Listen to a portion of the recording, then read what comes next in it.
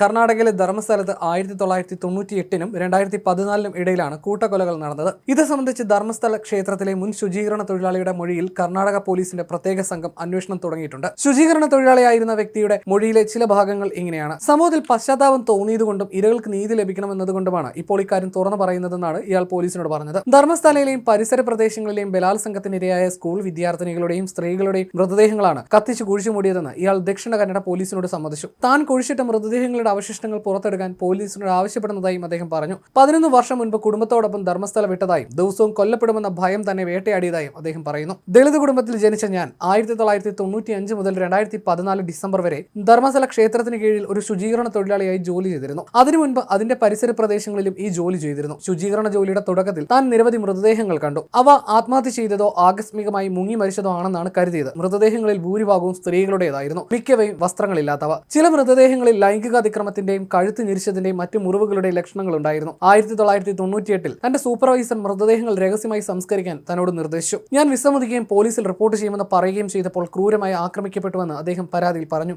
തന്നെയും തന്റെ കുടുംബത്തെയും കൊല്ലുമെന്ന് ഭീഷണിപ്പെടുത്തിയതായും അദ്ദേഹം പറയുന്നു. മൃതദേഹങ്ങളിൽ പലതും പ്രായപൂർത്തിയാകാത്ത പെൺകുട്ടികളുടേതായിരുന്നു. അതിൽ ഒരു സംഭവം തന്നെ വല്ലാതെ വേട്ടയാടി. 2010 കല്ലേരിയിലെ ഒരു പെട്രോൾ പമ്പിന് 500 മീറ്റർ അകലെ 12-നും 15-നും ഇടയിൽ പ്രായമുള്ള ഒരു പെൺകുട്ടിയെ മരിച്ച നിലയിൽ കണ്ടെത്തി. അവൾ സ്കൂൾ യൂണിഫോം ധരിച്ചിരുന്നു. അവളുടെ പാവാടയും അടിവസ്ത്രവും കാണാനില്ല. ലൈംഗിക അതിക്രമത്തിന്റെയും ശ്വാസം മുട്ടിച്ച് കൊലപ്പെടുത്തിയതിന്റെയും പാടുകൾ ഉണ്ടായിരുന്നു. ഒരു കുഴി കുഴിച്ച് സ്കൂൾ ബാഗിനൊപ്പം കുഴിച്ചിടാൻ എന്നോട് ആവശ്യപ്പെട്ടു. മറ്റൊരു കേസിൽ 20 വയസ്സുള്ള ഒരു സ്ത്രീയുടെ മുഖം ആസിഡ് ഒഴിച്ച് കത്തിച്ച നിലയിലായിരുന്നു. ആ മൃതദേഹം കുഴിച്ചുമൂടാൻ എന്നോട് ആവശ്യപ്പെട്ടു. ധർമ്മസ്ഥല പ്രദേശത്ത് വീടില്ലാത്തവരെയും യാചകരെയും കൊലപ്പെടുത്തിയതിന് ഞാൻ സാക്ഷിയായിരുന്നു. നിരവധി മൃതദേഹങ്ങൾ കുഴിച്ചിടാൻ എന്നെ നിർബന്ധിച്ചു. അവയിൽ ചിലത് കത്തിച്ചുവെന്നും അദ്ദേഹം വെളിപ്പെടുത്തി.